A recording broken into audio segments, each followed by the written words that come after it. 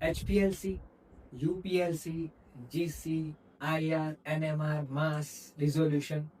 आप समझ गए होंगे कि आज हम कौन से डिपार्टमेंट की बात करने वाले हैं। आज हम बात करने वाले हैं एनालिटिकल डेवलपमेंट लेबोरेटरी यानी ADL डिपार्टमेंट की। R&D अगर फार्मा कंपनी का ब्रेन है तो ADL फार्मा कंपनी की आंखें हैं। अगर कोई प्रोसेस कैसे हो रहा है, क्या इम्प्यूरिटीज बन रही है, क्या यील्ड आ रहा है, क्या प्रोडक्ट बन रही है कि नहीं बन रही है, ये सब जानकारी अगर नहीं मिले तो फिर प्रोसेस करने का कोई मतलब नहीं बनता है, प्रोडक्ट बनाने का कोई तुक नहीं बनता है। अगर ये सब हमें जानना है तो डेटा की ज़रूरत पड़ती है, और ये सब जानने के लिए डेटा हमें कौन प्रोवाइड करता है? डेटा ADL डिपार्टमेंट मतलब एनालिटिकल डिपार्टमेंट प्रोवाइड करता है। तो ADL डिपार्टमेंट का मेन फंक्शन क्या है? उसका मेन फंक्शन है ऐसी मेथड डेवलप करना जिससे प्रोडक्ट की सेफ्टी, एफिकेसी और स्टेबिलिटी की जानकारी मिल सके, और साथ साथ वो रेगुलेटरी के रिक्वायरमेंट को भी पूरा करती है। ADL मेनली ICH गाइडलाइन को फॉलो करता है। क्या है ICH गाइडलाइन? ICH गाइडलाइन का फुल फॉर्म है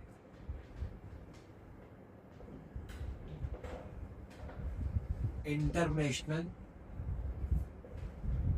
council of harmonisation. Harmonisation of what? Of technical requirements. For what? For pharmaceuticals. For human use. Human use के लिए फार्मा कंपनी जितने भी प्रोडक्ट्स बनाती है वो सब ICH गाइडलाइन की जो टेक्निकल रिक्वायरमेंट है उसके अंदर फॉल होनी चाहिए, चाहे वो प्रोसेस बनाती हो या प्रोडक्ट बनाती हो, उसकी स्टेबिलिटी हो या उसकी मेथड बनाती हो, जो भी ड्रग के रिलेटेड जो कुछ भी है वो सब ICH गाइडलाइन के रिक्वायरमेंट में फॉल होना चाहिए। तभी वो पूरी कंपनी में जितने पूरी दुनिया में जितनी भी लैब है, जितने भी फार्मास्यूटिकल्स कंपनीज हैं, वो सारी हार्मोनाइज हो सके एक प्रोडक्ट के ऊपर, उसका स्पेसिफिकेशन हार्मोनाइज हो सके, प्रोडक्ट की सेफ्टी, एफिकेसी सब हार्मोनाइज हो सके। इसीलिए ये गाइडलाइन उस टेक्निकल रिक्वायरमेंट को पूरा करती है, राइट। तो ADL भी ICH गाइडलाइन के अंदर काम करता है और उसकी गाइडलाइन और रिक्वायरमेंट, टेक्निकल रिक्वायरमेंट को फॉलो करके फंक्शन करता है। अब एक प्रोडक्ट को चेक करने के लिए बहुत सारे टेस्टिंग करने पड़ते हैं, और उस टेस्टिंग के लिए रिक्वायरमेंट है एक मेथड की। तो ADL उस टेस्टिंग के मेथड को डेवलप करने का काम करता है। यहाँ पर ADL भी R&D की तरह 3 स्टेप फॉलो करता है। पहला स्टेप है मेथड डेवलपमेंट, दूसरा है मेथड वैलिडेशन, और तीसरा है मेथड ट्रांसफर। एक प्रोडक्ट के ऊपर बहुत सारे टेस्ट किए जाते हैं, जैसे मैंने बताया, और हर एक टेस्टिंग की एक मेथड होती है। तो उस मेथड को डेवलप करने का काम ADL मेथड डेवलपमेंट स्टेप के अंदर करता है। जैसे अगर कोई टैबलेट हो, कैप्सूल हो या कोई API, उसके अंदर मेन ड्रग, उसका कंटेंट कितना है वो जानना है, तो उसकी ऐसे की टेस्टिंग की जाती है। वो चाहे HPLC से हो, GC से हो, UV से हो या फिर टाइट्रेशन से। लेकिन उसकी एक सर्टेन मेथड होती है, प्रोसीजर होती है, राइट। तो और वो एक पर्टिकुलर इंस्ट्रूमेंट के ऊपर की जाती है। तो उस प्रोसेस को, उस प्रोसीजर को या उस मेथड को बनाने का काम एडीएल करता है। जैसे अगर कोई इम्प्योरिटी प्रोफाइल है कि प्रोडक्ट के अंदर कितनी इम्प्योरिटीज है, कौन कौन सी इम्प्योरिटीज है, उस मेथड को डेवलप करना है, चाहे वो एचपीएलसी से हो या टीएलसी से हो। उसके लिए भी एक मेथड होती है, सर्टेन मेथड होती है, जिसको हम इम्प्योरिटी प्रोफाइल या रिलेटेड सब्सटेंस या रिलेटेड कंपाउंड मेथड बोलते हैं। तो उस मेथड को डेवलप करने का काम एडीएल करती है। अब उस मेथड को उस तरह से डिजाइन किया जाता है कि जैसे लॉन्ग टाइम में भी अगर उस प्रोडक्ट के अंदर कोई इम्प्योरिटी आती है तो वो उस मेथड के अंदर डिटेक्ट हो। मतलब कहने का मतलब ये है कि चाहे कोई भी मेथड हो, डिसोल्यूशन मेथड हो, ऐसे मेथड हो, सॉल्युबिलिटी की मेथड हो, डिस्क्रिप्शन की मेथड हो, इम्प्योरिटी प्रोफाइल की मेथड हो, चाहे कोई भी टेस्ट हो और उसकी कोई भी मेथड हो, वो मेथड स्टेबिलिटी इंडिकेटिंग होनी चाहिए, ताकि लॉन्ग टाइम के अंदर प्रोडक्ट के अंदर जो जो चेंज आ रहे हैं वो सारे उस मेथड से, पर्टिकुलर मेथड से डिटेक्ट हो और उसकी जानकारी हमें मिल पाए। मतलब स्टेबिलिटी इंडिकेटिंग मेथड डेवलप करनी चाहिए। तो इन सारी मेथड्स को डेवलप करने के लिए एडीएल के अंदर बहुत सारे इंस्ट्रूमेंट्स होते हैं। जैसे मैंने वीडियो की शुरुआत में बताया, तो एचपीएलसी होता है, जीसी हो गया, जिसमें जीसीएचएस भी आता है, अलग से हेड स्पेस आता है, यूवी हो गया, आईआर, एनएमआर, अगर आइडेंटिफिकेशन करना है तो आईआर और एनएमआर, फिर मास होता है जिसमें एलसीएमएस, जीसीएमएस दोनों शामिल होते हैं, फिर पार्टिकल साइजर आता है, फिर रिजोल्यूशन हो गया, छोटे छोटे instruments like pH meter, moisture analyser, auto titrator, ऐसे बहुत सारी छोटे छोटे इंस्ट्रूमेंट्स होते हैं। और सारे इंस्ट्रूमेंट का एक अलग सॉफ्टवेयर होता है, जितने भी सोफिस्टिकेटेड इंस्ट्रूमेंट है सबका एक अलग सॉफ्टवेयर होता है, और उस सॉफ्टवेयर थ्रू पर्टिकुलर कोई मेथड को डेवलप किया जाता है।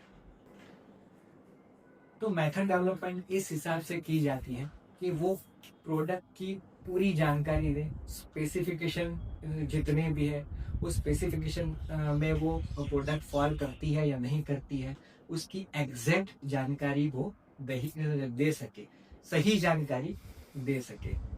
जैसे आर&डी अगर कोई प्रोसेस कर रहा है तो जैसे मैंने पहले बताया कि प्रोसेस किस हिसाब से जा रहा है, प्रोसेस सही जा रहा है नहीं जा रहा है, कोई इम्प्योरिटी बन रही है नहीं बन रही है, अगर बन रही है तो कितनी बन रही है, प्रोडक्ट में प्रॉपर यील्ड आ रहा है कि नहीं आ रहा है, राइट। मतलब आर&डी के प्रोसेस डेवलपमेंट को जितना डेटा लगता है वो सही डेटा उसको मिलना चाहिए। आर&डी के प्रोसेस डेवलपमेंट के बाद अगर आर&डी प्रोसेस वैलिडेशन करती है तो भी उसको सही जानकारी, सही डेटा प्रोवाइड होना चाहिए। उसके बाद जब प्रोसेस ट्रांसफर होता है तब भी सही जानकारी, सही डेटा उस मेथड थ्रू मिलना चाहिए। मतलब इस हिसाब से मेथड डिजाइन की जाती है कि प्रोसेस को थ्रू आउट सही जानकारी मिले, ताकि सही प्रोसेस डेवलप हो सके और सही प्रोसेस वैलिडेट होकर ट्रांसफर हो सके। तो ये तो हो गई मेथड डेवलपमेंट की बात। दूसरा पॉइंट है मेथड वैलिडेशन। तो मेथड वैलिडेशन के अंदर क्या होता है, अगर कोई मेथड हमने डेवलप की है तो उसको सर्टेन पैरामीटर्स से चेक किया जाता है, जैसे वो मेथड एक्यूरेट है कि नहीं, वो प्रिसाइज रिजल्ट देती है कि नहीं, रिपीट रिजल्ट दे रही है कि नहीं। जैसे उसको उस मेथड को रोज रूटीन में रोज यूज करना होता है, बार बार यूज करना होता है, तो वो प्रिसाइज रिजल्ट देनी चाहिए। लोअर लेवल से लेके हायर लेवल तक, मतलब उसकी वैल्यू तक वो सही रेंज में रिजल्ट देनी चाहिए।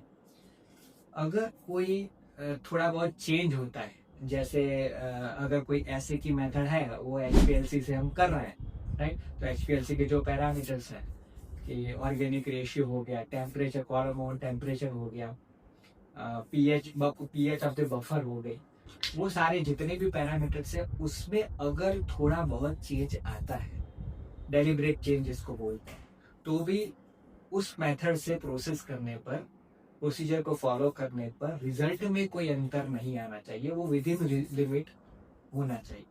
अगर कोई मेथड इस वैलिडेशन के सभी पैरामीटर को पास करती है तभी उस मेथड को सही माना जाएगा। अगर वो उसमें से कोई पैरामीटर में फेल होता है, जैसे वैलिडेशन में अगर वो फेल हो रही है, तो फिर मेथड में मॉडिफिकेशन किया जाता है उस हिसाब से, और फिर मॉडिफिकेशन करने के बाद फिर से वैलिडेशन उसको चेक किया जाता है। जब वैलिडेट मेथड हो जाती है, वैलिडेशन पैरामीटर्स के अंदर वो फॉल करती है, जो कि ICF गाइडलाइन के हिसाब से, उसकी रिक्वायरमेंट के हिसाब से होते हैं, तभी उस मेथड को फाइनलाइज किया जाता है और उसके बाद ही उसको यूज में लिया जाता है, ताकि वो R&D को सही डेटा प्रोवाइड करे, ताकि वो QC में भी जब यूज हो रही है तब वो सही डेटा दे। राइट, तो ये हो गई मेथड वैलिडेशन की बात। अब थर्ड पॉइंट है मेथड ट्रांसफर। प्लांट के ऊपर या तो फिर जहां मैन्युफैक्चरिंग साइट है, वहां जब भी प्रोडक्ट बनता है, चाहे वो टैबलेट हो, कैप्सूल हो या API हो, जो प्रोडक्ट बनता है वो क्वालिटी कंट्रोल मतलब QC के अंदर चेक होने के लिए जाता है। क्वालिटी कंट्रोल डिपार्टमेंट उसके जो स्पेसिफिकेशन है, उसमें जितने भी टेस्ट हैं, वो सारे टेस्ट उस प्रोडक्ट के ऊपर करती है और वो जानकारी देती है कि ये प्रोडक्ट उस स्पेसिफिकेशन में फॉल करता है, मतलब कि पास हो रहा है कि फेल हो रहा है। तो वो जितने भी टेस्ट करती है, वो सारे टेस्ट की एक मेथड होती है। वो सर्टेन एक इंस्ट्रूमेंट्स के ऊपर होता है, अलग अलग इंस्ट्रूमेंट्स के ऊपर अलग अलग मेथड होती है। तो वो सारे टेस्ट की मेथड ADL डेवलप करता है। उस मेथड को डेवलप करने के बाद उसका वैलिडेशन करता है और जो वैलिडेटेड मेथड है वो QC में ट्रांसफर की जाती है। मतलब कि क्वालिटी कंट्रोल के अंदर उस मेथड को कैसे करना है उसकी ट्रेनिंग दी जाती है। ट्रेनिंग हो जाने के बाद फिर क्वालिटी कंट्रोल डिपार्टमेंट उसको रूटीन यूज में लेता है, मतलब रोज रोज जो भी प्रोडक्ट आती है उसकी उस मेथड से एनालिसिस करके जो भी एग्जैक्ट रिजल्ट है वो प्रोवाइड करता है। तो हमने देखा कि ADL किस तरह से फंक्शन करता है, क्या क्या उसके फंक्शन है, चाहे वो डेवलपमेंट हो जिसमें ऐसे की मेथड हो, डिसोल्यूशन की मेथड हो, RS की मेथड हो, या इम्प्योरिटी प्रोफाइल्स के साथ डिग्रेडेशन हो, फिर चाहे उसकी सॉल्युबिलिटी हो, कोई भी मेथड हो, वो सारे मेथड जो जो प्रोडक्ट स्पेसिफिकेशन में है वो सारी मेथड का डेवलप करता है। उसके बाद अगर कुछ उसमें कुछ आइडेंटिफिकेशन करना हो, जैसे IR, मास, NMR हो गया, उसके लिए जो भी मेथड होती है। फिर बायोइक्विवेलेंस स्टडी करनी हो तो वो स्टडी भी ADL परफॉर्म करता है, उसकी भी मेथड वो डेवलप करता है अगर नहीं है तो। या तो फिर अगर अवेलेबल है, जैसे हाँ कि कोई प्रोडक्ट की मेथड मोनोग्राफ में अवेलेबल है तो उसको फिर वो उसको डेवलप करने की ज़रूरत नहीं पड़ती है। जैसे USP मोनोग्राफ हो गया, IP मोनोग्राफ हो गया, EP मोनोग्राफ हो गया, ऐसे सारे जो भी मोनोग्राफ है जो अवेलेबल है मार्केट के जो प्रोडक्ट है उसके लिए, तो उस मेथड को वो अडॉप्ट करती है। उसको भी वो अपनी प्रोडक्ट के ऊपर, जो हम प्रोडक्ट बना रहे हैं उसके ऊपर टेस्ट करती है। अगर वो सही टेक्निकल डेटा प्रोवाइड करती है तो उसको अडॉप्ट करता है, लेकिन अगर अपनी प्रोडक्ट के लिए उसमें कुछ चेंजेस करने पड़ते हैं तो वो चेंज भी फिर वो ADL डेवलपमेंट या फिर मॉडिफिकेशन के थ्रू करता है। उसके बाद फिर उस मेथड का वैलिडेशन और फिर उसके बाद मेथड ट्रांसफर करता है। मतलब R&D के प्रोसेस डेवलपमेंट से स्टार्ट होकर QC के रूटीन एनालिसिस तक का काम ADL डिपार्टमेंट करता है। इसके अलावा अगर कोई रेगुलेटरी क्वेरी होती है या तो फिर मार्केट कंप्लेन होती है, उसके ऊपर भी क्वेरी रिजॉल्व करने का काम ADL डिपार्टमेंट करता है। तो आज हमने जाना ADL डिपार्टमेंट मतलब एनालिटिकल डेवलपमेंट लेबोरेटरी के मेन फंक्शंस के बारे में। आगे बात करेंगे दूसरे अलग अलग डिपार्टमेंट के फंक्शन के बारे में, तो बने रहिए मेरे साथ केमिस्ट्री पर।